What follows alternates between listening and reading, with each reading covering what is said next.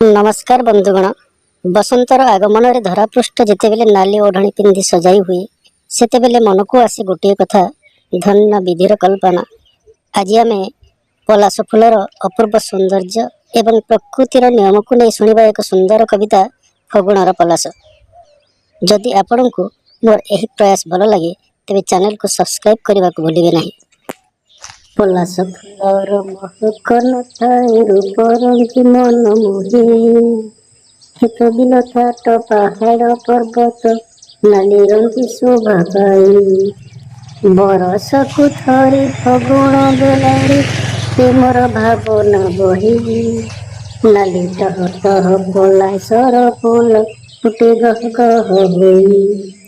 हेते जियंकर पूजा आराधना पलाश फूलरे हुए, केते जियंकर पद कमलरे सौभाग्य स्थान पाए। गंध सीना नाही बास सीना नाही सभिंकर प्रिय सिए, तारूप संहार देखी जन मन उल्लासरे भरी जाए। ऋतु चक्र बले समयर ताले बसंतर आगमन, फगुण रंगे होई रंगायत मोहि प्राणीकर मन।